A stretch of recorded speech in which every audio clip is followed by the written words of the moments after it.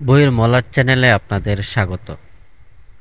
সাথে সাথে দীর্ঘ এক মাস সিয়াম সাধনার পর পবিত্র ঈদ উল ফিতরের শুভেচ্ছা জানাচ্ছি।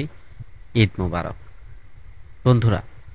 এবার আপনাদের জন্য বইয়ের মলাট চ্যানেলের পক্ষ থেকে নিয়ে এসেছি বাংলাদেশের জাতীয় জীবনের অবিচ্ছেদ্য অধ্যায় মুক্তিযুদ্ধ বিষয়ক একটি বই। যে মুক্তিযুদ্ধের কারণে আমরা এই ছোট্ট সুন্দর মাতৃকাটি পেয়েছি, বাংলাদেশিরাও স্বপ্ন দেখতে শুরু করে স্বাধীনভাবে বেঁচে থাকার। সেই মুক্তিযুদ্ধের বাস্তবতা যেমন একটি সুন্দর সমৃদ্ধ স্বাধীন দেশ, তেমনি এর স্বাধীনতার পেছনেও ছিল বহুমাত্রিক সত্য ও বাস্তবতা। বাঙালিদের এদেশ স্বাধীনের পেছনে যেমন ছিল একাগ্রতা, নিরলস কষ্ট সাধনা, দীর্ঘ 9 মাসের একটি রক্তক্ষয়ী যুদ্ধ, আবার তৎকালীন আন্তর্জাতিক ও আঞ্চলিক বৈশ্বিক রাজনীতির প্রেক্ষাপটেও এর তাৎপর্য ও শক্তিসমূহের মধ্যে ছিল স্বার্থসিদ্ধির অপচেষ্টা। আর এই অপচেষ্টাগুলো বাস্তবায়নে কাজ করে সেই শক্তিগুলোর সৃষ্ট গোয়েন্দা জাল, সামরিক, কূটনৈতিক ও রাজনৈতিক প্রভাব বলয়। এর ব্যতিক্রম ছিল না বাংলাদেশের সৃষ্টি লগ্নেও। যাই হোক, সেই সম্পর্কিত ইতিহাসভিত্তিক একটি বই আপনাদের জন্য পড়তে যাচ্ছি। বইটির নাম বাংলাদেশের মুক্তিযুদ্ধে র ও সিআইএ। ভারতীয় গোয়েন্দা সংস্থা র ও মার্কিন গোয়েন্দা সংস্থা সিআইএ এর তৎকালীন পাকিস্তান বিভক্তির পেছনে কতটা সক্রিয়তা জানতে পারবেন এই বইটিতে। জানতে পারবেন ইতিহাসের সাদা কথাগুলোর আড়ালেও চরম কিছু বাস্তব ও অপ্রিয় সত্যের কথা। লেখক মাসুদুল হকের গবেষণা দলিল ভিত্তিক এই বইখানা তৎকালীন সময়ের সেই কথাগুলোই আমাদের বলার চেষ্টা করেছেন। আশা করছি আপনাদের ভালো লাগবে। আজকে পড়ছি বইটির প্রথম পর্ব। আর লাইক, কমেন্ট, শেয়ার ও সাবস্ক্রাইব করে উৎসাহ ও সমর্থন দিয়ে পাশে থাকবেন। ধন্যবাদ।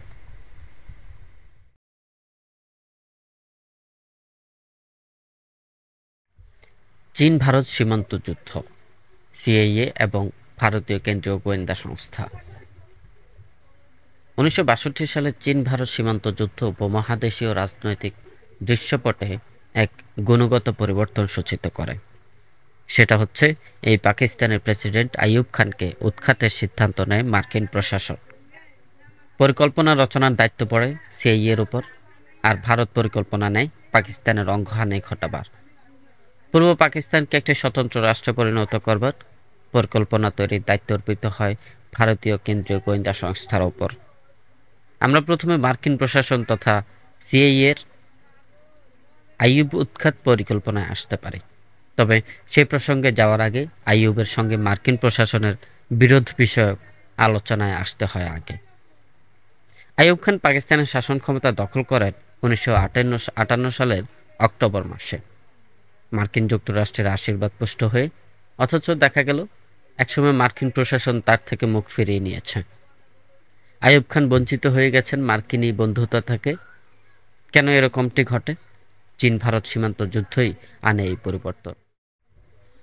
যে ভারতকে একদা সাম্রাজ্যবাদ বিরোধী আন্দোলনের অন্যতম অগ্রদূত মনে করা হতো, ওই যুদ্ধ দৃশ্যত সেই ভারতকে সাম্রাজ্যবাদের নেতা মার্কিন যুক্তরাষ্ট্রের পক্ষপটে অধিক মাত্রায় ঠেলে দেয়।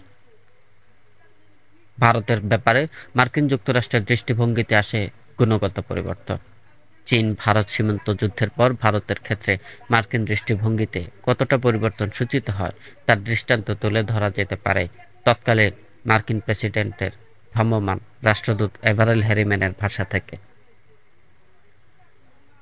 1963 সালের গোড়ার দিকে প্রেসিডেন্ট জন এফ কেনেডি তার ভ্রাম্যমাণ রাষ্ট্রদূত এভারেল হ্যারিম্যানকে পাঠান ভারতের প্রধানমন্ত্রী পণ্ডিত জওয়াহরলাল নেহেরুর সমাজতন্ত্র সম্পর্কের ধারণা নিতে। দিল্লিতে কয়েকদিন কাটানোর পর ওয়াশিংটন ফেরার পথে পালাম বিমানবন্দরে তিনি সাংবাদিকদের বলেন, কমিউনিজমের বিস্তার রোধে পণ্ডিত নেহেরুর সমাজতন্ত্র কার্যকর ভূমিকা রাখতে পারবে। মার্কিন যুক্তরাষ্ট্র তার সমাজতন্ত্র প্রতিষ্ঠায় সমর্থন দিয়ে যাবে। চীন ভারত সীমান্ত সংঘর্ষের সূত্রপাত ঘটে বিতর্কিত ম্যাকমোহন লাইন নিয়ে। 1962 সালের 13 অক্টোবর চীন ভারতকে কাশ্মীর এলাকার লাদাখ সীমান্ত থেকে তার সৈন্য সরিয়ে নিতে বলে। ভারত চীনের এই দাবি অগ্রাহ্য করার এক সপ্তাহ পর 20 অক্টোবর দুদেশের সশস্ত্র বাহিনী সর্বাত্মক যুদ্ধে লিপ্ত হয়ে পড়ে। 20 নভেম্বরের মধ্যে কাশ্মীরের লাদাখ এলাকার 2000 বর্গমাইল এবং তিব্বত সীমান্তের নেফা এলাকার 1500 বর্গমাইল ভারতীয় ভূখণ্ড চীনের দখলে চলে আসে এবং 21 নভেম্বর চীন একক যুদ্ধবিরতি ঘোষণা করে দখলীকৃত সমগ্র এলাকা থেকে সৈন্য অপসারণ করে ম্যাকমোহন লাইনের উপরে চলে যায়।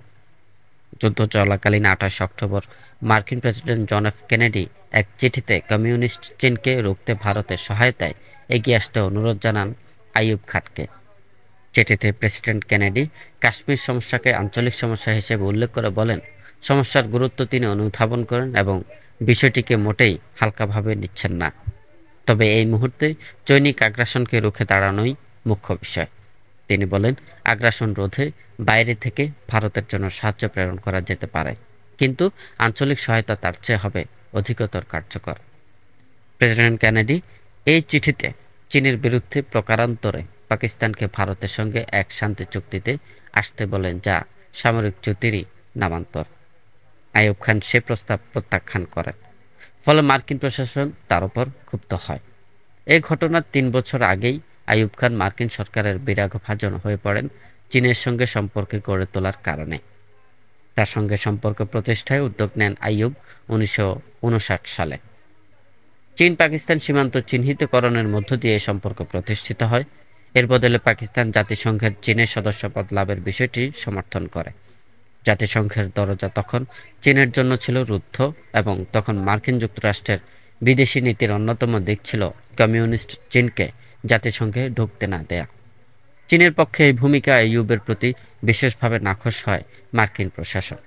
কেননা মার্কিনীদের শত্রু তালিকায় মাও সেতুংয়ের চীন ছিল শীর্ষে এবং পাকিস্তান চীন সীমান্ত চিহ্নিতকরণের পর থেকেই চীন দিনে দিনে হয়ে যায় পাকিস্তানের 1 নম্বরের বন্ধু। ওই সময় মার্কিন যুক্তরাষ্ট্রের সকল কর্মসূচির লক্ষ্য ছিল কমিউনিজমকে রক্ষা। দুই বৃহৎ কমিউনিস্ট রাষ্ট্র সোভিয়েত ইউনিয়ন ও চীনের প্রভাব বলয়কে সংকুচিত করে তাদেরকে একঘরে করে রাখা। সোভিয়েত রাশিয়ার সঙ্গে কূটনৈতিক সম্পর্ক থাকলেও চীনের সঙ্গে মার্কিন যুক্তরাষ্ট্রের কোনো সম্পর্কই ছিল না।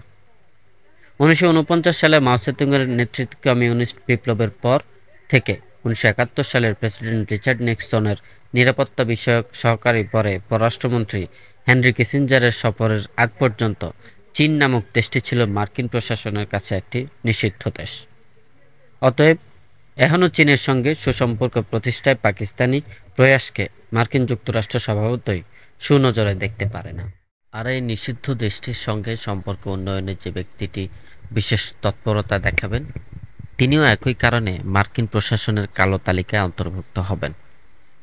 চীনের সঙ্গে সম্পর্ক উন্নয়নে বিশেষ তৎপরতা গ্রহণে আইয়ুবের পররাষ্ট্রমন্ত্রী জুলফিকার আলী ভুট্টো মার্কিন প্রশাসনের কাছে বিরক্তিভাজন ব্যক্তিতে পরিণত হন।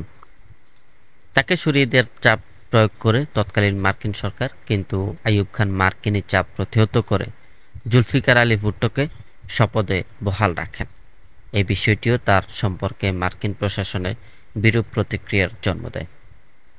আর যে সোভিয়েত ইউনিয়ন ছিল মার্কিনীদের সুবাদে পাকিস্তানের দুশ্মন, তার প্রতি আইয়ুব খান বন্ধুত্বের হস্ত প্রসারিত করেন পাকিস্তানে সিআইএর গোপন সামরিক ঘাঁটি তুলে দিয়ে। 60 দশকের গোড়াতে পাকিস্তান ও সোভিয়েত ইউনিয়নের সম্পর্ক ছিল পারস্পরিক অবিশ্বাস ও তিক্ততা পর্যায়ের। এ সময় পেশোয়ারের বাটাভের এলাকায় ছিল সিআইএর গোপন সামরিক ঘাঁটি। এই ঘাঁটি থেকে সিআইএ ইউ-2 গোয়েন্দা বিমান পাঠায় সোভিয়েতের অভ্যন্তরে। সোভিয়েত মিসাইল পাইলট গ্যারি পাওয়ার সহ ইউ-2 অপারেশন বিমান নামিয়ে আনে ভূমিতে এবং তৎকালীন রুশ প্রধানমন্ত্রী নিকিতা ক্রুশ্চেভ পাকিস্তানকে এই বলে হুঁশিয়ারি করেন যে পেশোয়ারের বাটাভের রুশ মিসাইলের নাগালের মধ্যেই আছে। অতএব আইয়ুবকে মার্কিনীদের নাকচ করেই বাটাভেরের সিআইএর গোপন অপারেশন ঘাঁটি দিতে হয় বন্ধ করে। এই ঘটনার পরেই আইয়ুবকে সরিয়ে দেওয়ার সিদ্ধান্ত নেয় মার্কিন প্রশাসন।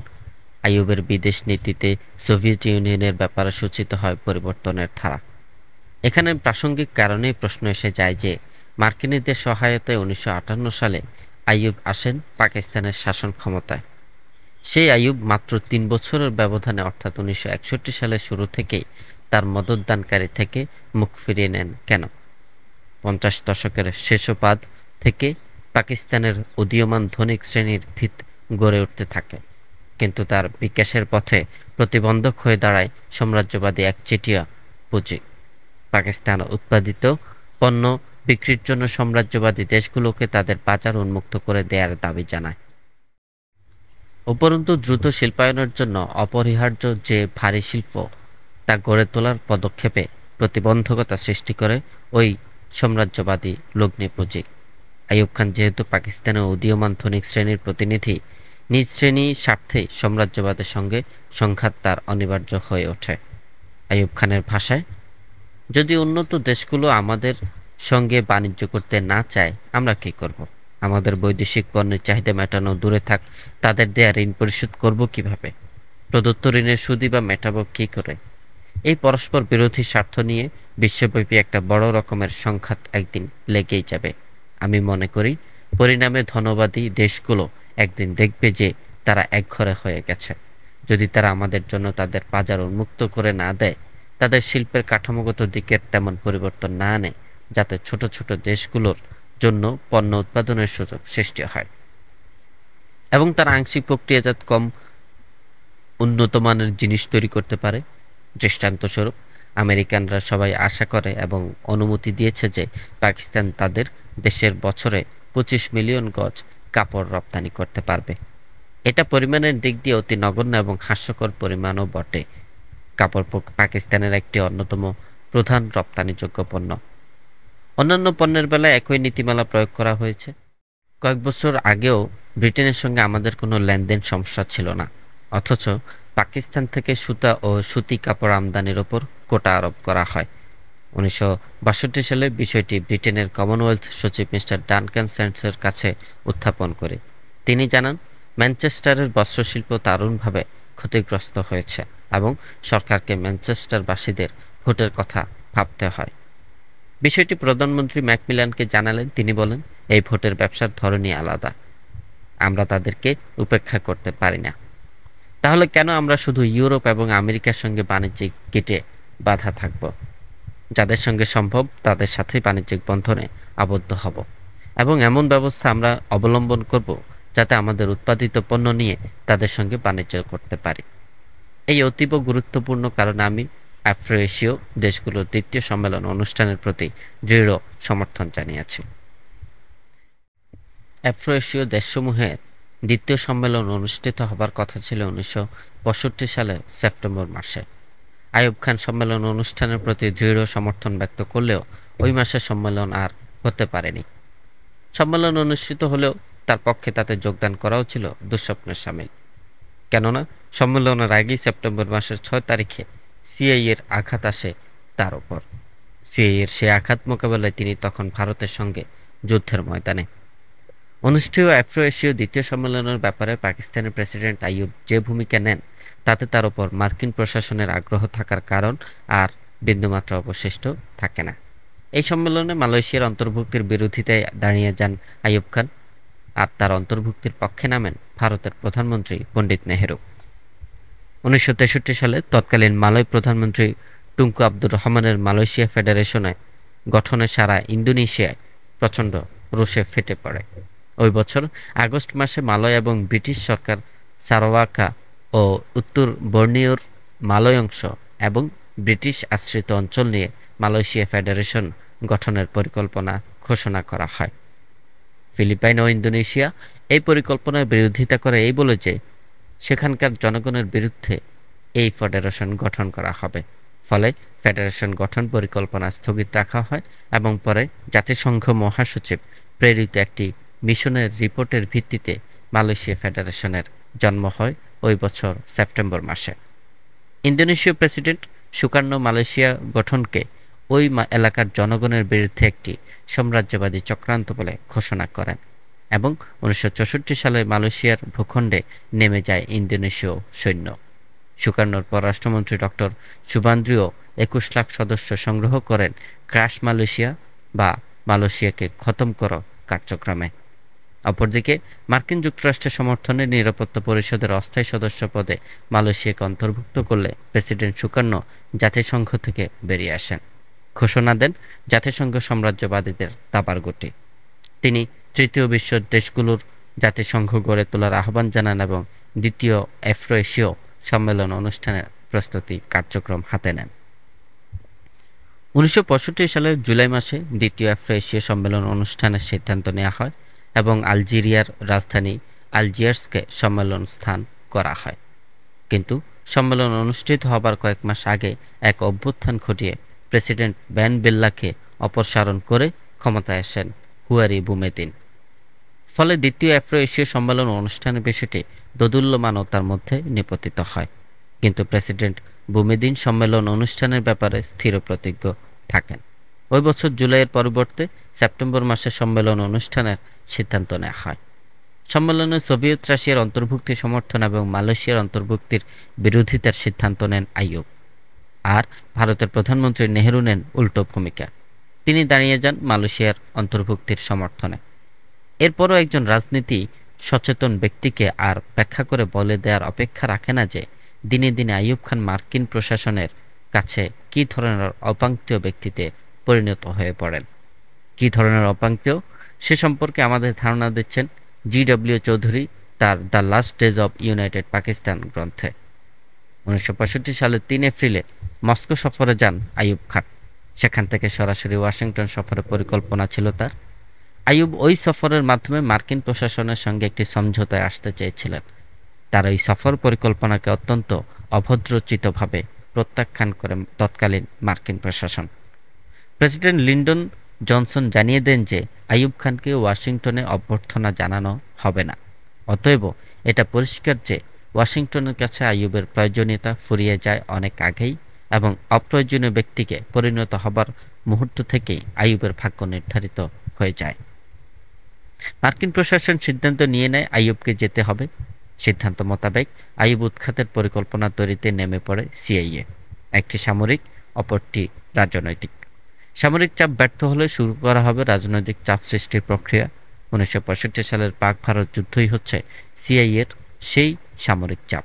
আর 1966 সালের 5 ও 6 ফেব্রুয়ারিতে লাহোরের অনুষ্ঠিত ডানপন্থী 5 দলীয় জাতীয় সম্মেলনে নিখিল পাকিস্তান আওয়ামী লীগের পূর্ব পাকিস্তান প্রাদেশিক কমিটির সাধারণ সম্পাদক শেখ মুজিবুর রহমান উত্থাপিত 6 দফা প্রস্তাব সেই রাজনৈতিক চাপ।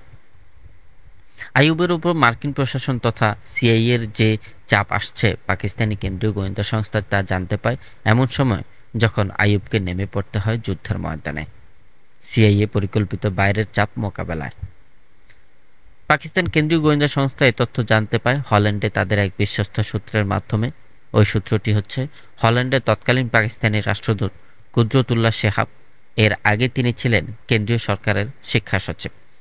ওই ব্যক্তি চীনের প্রতি বিশেষ অনুরক্ত ছিলেন বলে আইয়ুবকে মার্কিন চাপে তাকে প্রশাসন থেকে সরাতে হয় এবং হল্যান্ডের রাষ্ট্রদূত করে পাঠানো হয়।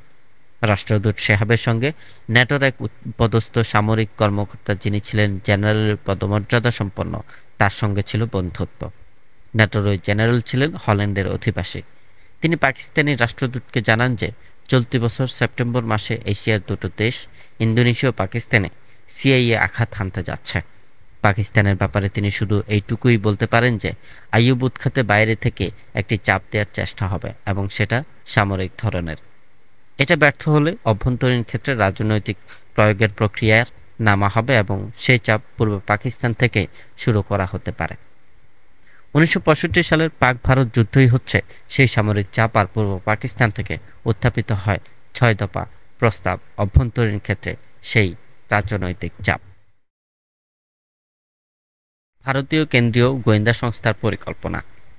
1962 সালে চীন ভারত সীমান্ত যুদ্ধে আইয়ুব খানের ভূমিকায় পাকিস্তান সম্পর্কে নতুন দৃষ্টিভঙ্গি গ্রহণ করে ভারত। পাকিস্তানকে দুর্বল করার লক্ষ্যে সে পূর্ব পাকিস্তানকে পশ্চিম পাকিস্তান থেকে বিচ্ছিন্ন করে আলাদা রাষ্ট্রে পরিণত করার পরিকল্পনা নেয়। ভারতীয় কেন্দ্রীয় গোয়েন্দা সংস্থার ওপর সে পরিকল্পনা তৈরির দায়িত্ব অর্পিত হয়। 1962 সালে তৎকালীন পাকিস্তান কেন্দ্রীয় গোয়েন্দা সংস্থা জানতে পায় যে কলকাতার ভবানীপুর এলাকার একটি বাড়িতে যা ছিল ভারতীয় কেন্দ্রীয় গোয়েন্দা সংস্থার অপারেশনাল সদর দপ্তর, সেখানে স্বাধীন বাংলা বিপ্লবী পরিষদ নামে একটি গোপন সংগঠন সক্রিয় রয়েছে। তার উদ্দেশ্য পাকিস্তান রাষ্ট্র থেকে পূর্ব পাকিস্তানকে বিচ্ছিন্ন করে একটি স্বতন্ত্র রাষ্ট্রে পরিণত করা। পাকিস্তান কেন্দ্রীয় গোয়েন্দা সংস্থা এও জানতে পায় যে চিত্তরঞ্জন সুতার ও কালিদাস বৈদ্য নামক দুই পাকিস্তানি নাগরিকের সঙ্গে এই গোপন সংগঠনের যোগাযোগ রয়েছে। তাদেরকে পাকিস্তান কেন্দ্রীয় গোয়েন্দা সংস্থা ভারতীয় কেন্দ্রীয় গোয়েন্দা সংস্থার এজেন্ট বলে মনে করত। গোয়েন্দা সংস্থা আরও জানতে পায় স্বাধীন বাংলা বিপ্লবী পরিষদ নামক সংগঠনটি সংখ্যালঘিষ্ঠ এলাকায়, বিশেষ করে ফরিদপুরের সংখ্যালঘিষ্ঠ অঞ্চলে তৎপর রয়েছে। ছাত্রদের মধ্যে ওই সংগঠনটি কিভাবে এবং কি পরিমাণে জড়িত ছিল পাকিস্তান কেন্দ্রীয় গোয়েন্দা সংস্থা সেটা আবিষ্কার করতে পারেনি। পাকিস্তান গোয়েন্দা সংস্থা জানতে পারেনি ঠিকই, তবে ওই সময়েই ছাত্রদের মধ্যে ভারতীয় কেন্দ্রীয় গোয়েন্দা সংস্থার অনুপ্রবেশ ঘটে যায় এবং স্বাধীন বাংলাদেশের দাবি সংবলিত লিফলেট ভারতীয় কেন্দ্রীয় গোয়েন্দা সংস্থা তার গোপন সংগঠন স্বাধীন বাংলা বিপ্লবী পরিষদের মাধ্যমে বিলি করে। ঢাকা বিশ্ববিদ্যালয় ছাত্রলীগের তৎকালীন নেতা, পরবর্তীকালেই মুজিব বাহিনীর অন্যতম সংগঠক আব্দুর রাজ্জাক আমাকে দেয়া এক ব্যক্তিগত সাক্ষাৎকারে জানান, তিনিও 1965 সালে বাংলাদেশের স্বাধীনতার দাবি সংবলিত লিফলেট পেয়েছিলেন। ওই সময় খুলনার বিভিন্ন অঞ্চলে একই ধরনের লিফলেট পাওয়া যায়। ওই লিফলেট যাদের হস্তগত হয় তারা কেউই জানতে পায় না কে বা কারা এসব বিলি করছে। খুলনার পিকচার প্যালেস সিনেমা হলে কিছু লিফলেট পাওয়া যায়। শো শুরু হবার আগ মুহূর্তে হলের বাতি নিভে যাবার সঙ্গে সঙ্গে লিফলেট দর্শকের মাঝে ছুঁড়ে মারা হয়। 1968 সালে ভারতীয় কেন্দ্রীয় গোয়েন্দা সংস্থাকে পুনর্গঠিত করা হয় এবং নামকরণ করা হয় রিসার্চ অ্যান্ড অ্যানালাইসিস উইং, সংক্ষেপে র। গঠিত হবার পর পূর্ব পাকিস্তানে পূর্বতন ভারতীয় কেন্দ্রীয় গোয়েন্দা সংস্থা সৃষ্ট স্বাধীন বাংলা বিপ্লবী পরিষদ ছাত্রদের মধ্যে অধিক মাত্রা সক্রিয় হয়ে ওঠে। সিআইএর সামরিক চাপ। 1965 সালের 2 জানুয়ারিতে আইয়ুব খান তার আবিষ্কৃত মৌলিক গণতন্ত্র ভিত্তিক প্রেসিডেন্ট নির্বাচনে সম্মিলিত বিরোধী দলের প্রার্থী পাকিস্তানের প্রতিষ্ঠাতা মোহাম্মদ আলী জিন্নাহ অনুজা মিস ফাতেমা জিন্নাহকে পরাজিত করে নিজ অবস্থান আরও সুদৃঢ় করেন। এই নির্বাচন অন্তত কিছুদিনের জন্য হলেও আইয়ুব বিরোধী আন্দোলনকে থিতিয়ে দেয়, আর আইয়ুবের স্তাবকরা নির্বাচনে বিজয়ী আইয়ুবের স্তুতিবাদের ক্ষেত্রে এক নূতন রেকর্ড স্থাপন করে। তাকে বানিয়ে ফেলে এশিয়ান দ্য গল। এই স্তুতি উচ্চাভিলাষী আইয়ুবের আকাঙ্ক্ষাকে আরও উত্তুঙ্গ করে তোলে। দক্ষিণ এশিয়ার নেতা হবার উদগ্র বাসনা তাকে পেয়ে বসে। সিআইএ তককেই ছিল। দক্ষিণ এশিয়ার নেতা হবার তার ভাষণাকে আরও খুঁচিয়ে তোলে এবং সেটাকেই টোপ হিসাবে ব্যবহার করে। আইয়ুব আগপিস না ভেবেই গিলে ফেলেন সিআইএর সেই টোপ। অন্যদিকে সিআইএ তৈরি করে রেখেছিল তার শিখণ্ডী। পশ্চিম পাকিস্তানের গভর্নর কালাবাগের আমির মোহাম্মদ খান সেই শিখণ্ডী।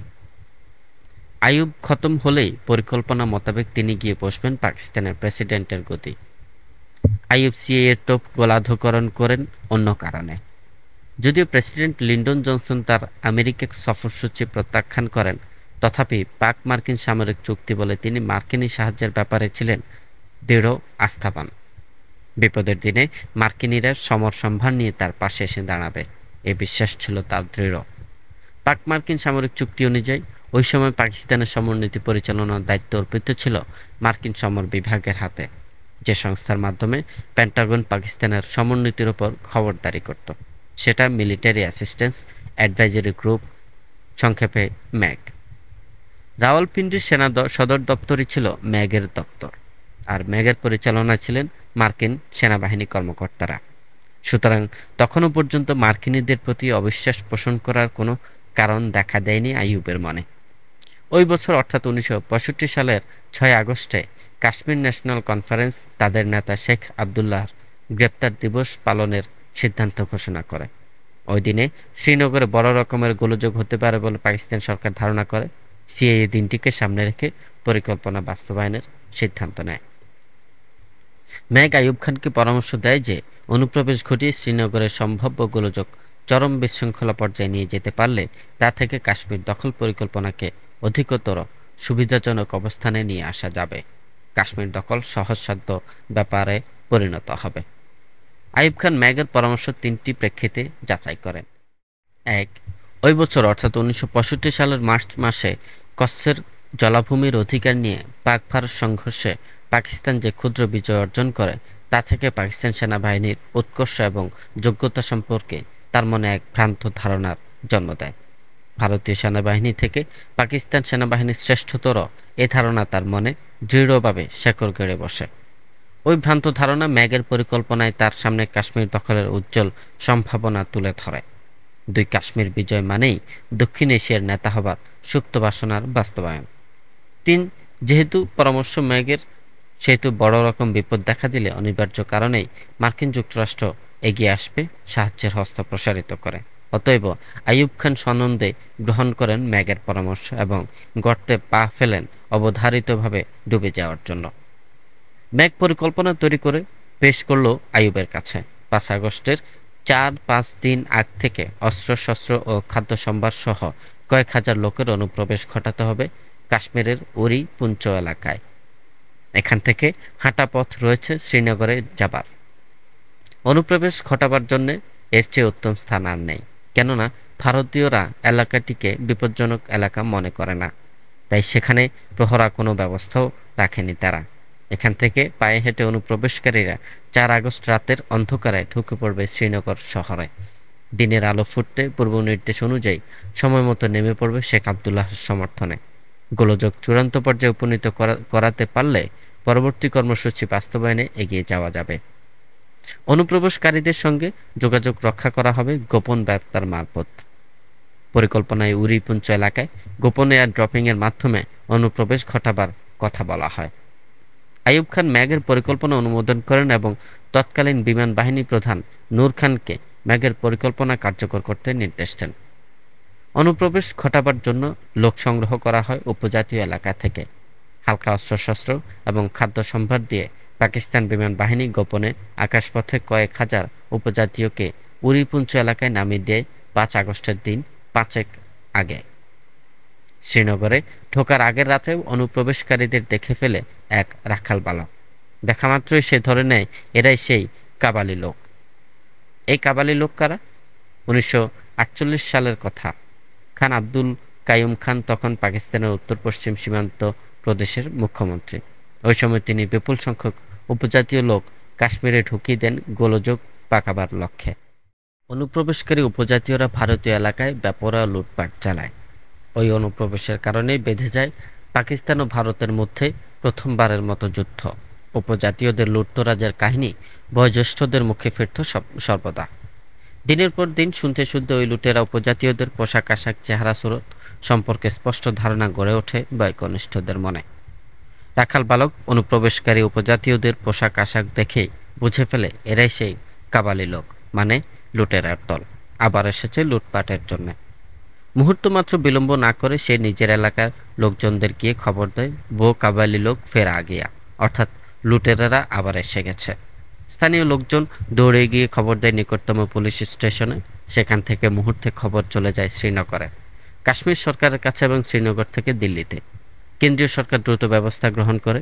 ভারতীয় সেনাবাহিনী পেছন থেকে এসে ঘেরাও করে ফেলে পাকিস্তানি অনুপ্রবেশকারীদের। গোপন বেতার মারফত এই খবর পৌঁছে যায় পাকিস্তানি কর্তৃপক্ষের কাছে। এমন অঘটন ঘটবে আশা করেননি আইয়ুব খান। ম্যাগের কাছে জানতে চাইলেন এখন কি করা হবে, উপজাতীয়দের ফিরিয়ে আনা হবে কিভাবে। ম্যাগ পরামর্শ দেয় চাম্প সেক্টর দিয়ে সেনাবাহিনীর নিয়মিত ইউনিট ঢুকিয়ে দিতে। ম্যাগের পরামর্শে আইয়ুব খান একটি প্রচলিত যুদ্ধের সম্ভাবনা দেখতে পান। তাতে বিপদের মাত্রা বাড়বে বই কমবে না।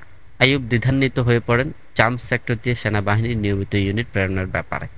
কিন্তু ম্যাগ তাকে আশ্বস্ত করে এই বলে যে যেহেতু কাশ্মীর একটি বিতর্কিত অঞ্চল, সংঘর্ষ কাশ্মীর সীমানার মধ্যেই সীমিত থাকবে। এই সংঘর্ষ আন্তর্জাতিক সীমান্তে প্রসারিত হবার সুযোগ নেই। তাছাড়া ভারতীয়রা অতটা ঝুঁকিও নিতে চাইবে না। আইয়ুব খানকে ম্যাগের পরামর্শ গ্রহণ করতে হয়, কেননা তখন পেছানোর পথ রুদ্ধ হয়ে গেছে। ম্যাগের পরামর্শ কার্যকর করা হলো। মেজর জেনারেল আখতার হোসেন মালিকের অধিনায়কত্বে পাকিস্তান সেনাবাহিনীর নিয়মিত ইউনিট জম্মু কাশ্মীর সীমান্ত অতিক্রম করে এবং সূচিত হয় 1965 সাল এর পাক ভারত সর্বাত্মক যুদ্ধের। ভারতীয় সেনাবাহিনী নিজেদের এলাকায় ঢুকে পড়া পাকিস্তানি বাহিনীকে বাধা দেয় বটে, কিন্তু পাকিস্তান সেনাবাহিনীর প্রচণ্ড আঘাতের মুখে পিছু হটতে হয়। আখনুর ও জারিয়ান দখলে এসে যায় পাকিস্তান বাহিনীর। এরপর তারা লক্ষ্য স্থির করে জম্মুর দিকে। নিজের সেনাবাহিনীর এই তথাকথিত সাফল্যে আইয়ুব খান অতিমাত্রায় উৎসাহিত হয়ে ওঠেন এবং ম্যাগের পরবর্তী ফাঁদে পা ঢোকান। ম্যাগ শ্রীনগর দখলের পরামর্শ দেয়। আইয়ুব ম্যাগের এই পরামর্শের মধ্যে তার কাশ্মীর বিজয় বীর হবার সুপ্ত বাসনা বাস্তবায়নের ইঙ্গিত দেখতে পান। পরামর্শ অনুযায়ী আইয়ুব খান তার সেনাবাহিনীর বেশিরভাগ অংশকে শ্রীনগরের দিকে ধাবিত হবার নির্দেশ দেন। এমনকি লাহোরের দিক থেকে ভারতীয়দের সম্ভাব্য পাল্টা আক্রমণ মোকাবেলার জন্য এই সেক্টরের প্রয়োজনীয় সংখ্যক সেনা ইউনিটও রাখেন না। কেননা ম্যাগের পরামর্শ অনুযায়ী তিনি নিশ্চিত ছিলেন যে একটি বিতর্কিত এলাকার সংঘর্ষকে ভারত আন্তর্জাতিক সীমান্তে সম্প্রসারিত করবে না।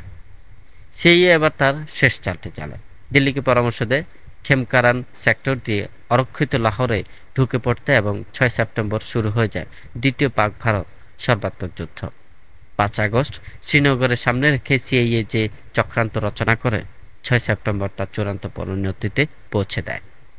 পাকিস্তান সেনাবাহিনীর শক্তি সামর্থ্য এবং যোগ্যতা সম্পর্কে সিআইএর সম্যক ধারণা ছিল, তাই পাকিস্তান সেনাবাহিনীকে ভারতীয় সেনাবাহিনীর মুখোমুখি করানোই ছিল তার চক্রান্তের লক্ষ্য এবং ধরেই নেয় যুদ্ধে পাকিস্তানের পরাজয় অবধারিত। আর কোনো পরাজিত সেনাবাহিনীর নেতার পক্ষে ক্ষমতায় আসীন থাকা সম্ভব নয়, তাকে ক্ষমতা থেকে সরে দাঁড়াতে হবে। স্বেচ্ছায় সরতে না চাইলে বলপূর্বক সরানো হবে। সরিয়ে দেবার পক্ষে যুদ্ধে হেরে যাবার গ্লানি আর অবমাননাকে জোরালো যুক্তি হিসেবে খাড়া করা হবে। আইয়ুব খানের অপসারণের পর যাকে ক্ষমতায় বসানো হবে সারা পাকিস্তানব্যাপী তার একটি ভাবমূর্তি ইতিমধ্যে তৈরি করে ফেলে সিআইএ। তিনি তৈরি হয়েই ছিলেন।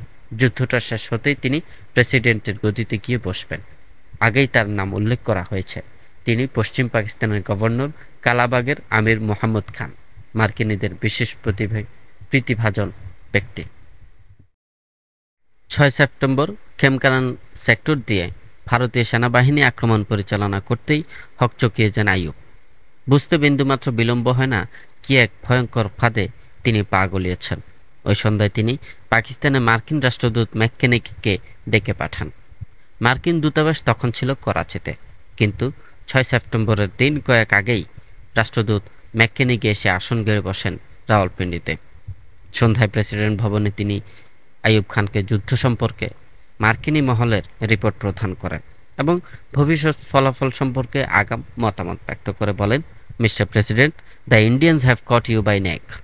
If you want us, we can help in releasing the grip. অর্থাৎ, মিস্টার প্রেসিডেন্ট, ভারতীয়রা এখন আপনার গলা চেপে ধরেছে। আপনি যদি চান আমরা আপনাকে চাপমুক্ত করতে পারি। আইয়ুব খান ম্যাককেনিগির এক কথায় রীতিমতো ক্রুব্ধ হয়ে ওঠেন এবং বলেন, who has caught whom by the neck, we will see and we will fight it out. অর্থাৎ, কে কার গলা চেপে ধরেছে আমরা তা দেখে নেব। আইয়ুব খান ওই মুহূর্তে ম্যাককেনিগিকে প্রেসিডেন্ট ভবন ত্যাগ করতে নির্দেশ দিলেন। শুধু প্রেসিডেন্ট ভবন নয়, পরদিনই ম্যাককেনিগি রাওয়ালপিন্ডি ছেড়ে করাচি চলে যান। ওই রাতেই আইয়ুব খান ম্যাককে অপসারণ করে সেনাবাহিনীর কমান্ড নিজ হাতে তুলে নেন এবং শ্রীনগর অভিমুখে সেনা ইউনিটকে মুখ ঘুরিয়ে খেমকারান সেক্টরে এসে ভারতীয় আক্রমণ প্রতিহত করার আদেশ দেন।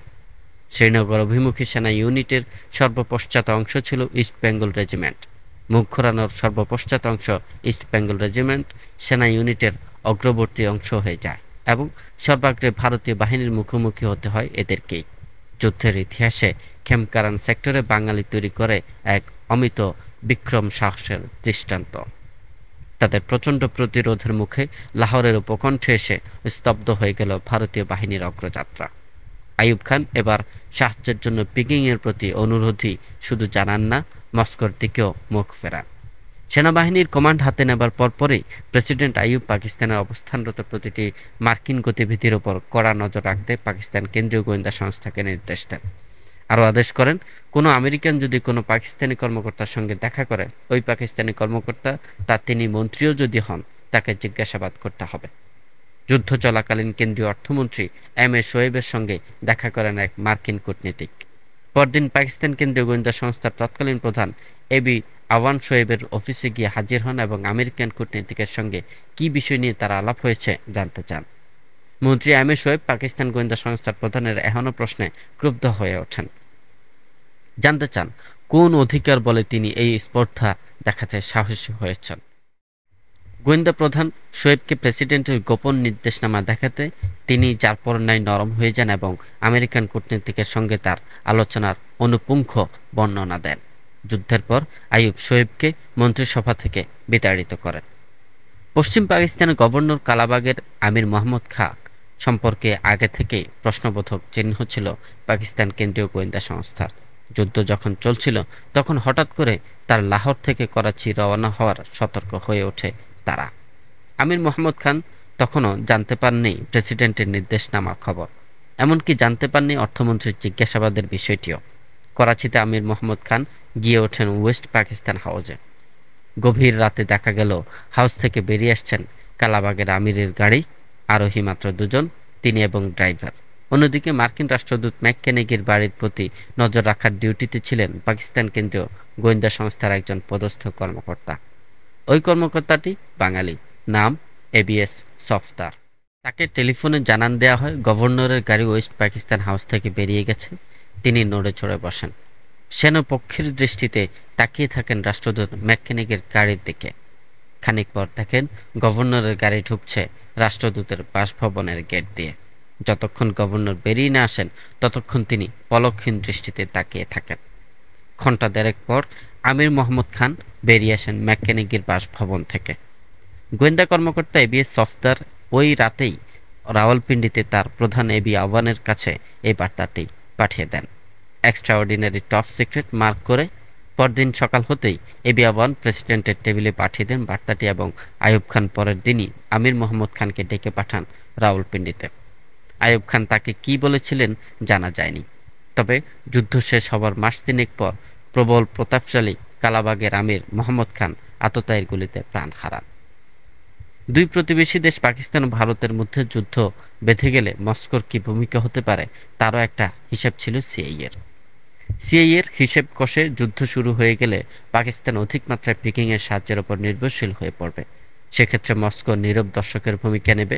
তাতে পরিকল্পনা বাস্তবায়নে সিআইএর পক্ষে অধিকতর সুবিধাজনক অবস্থার সৃষ্টি হবে।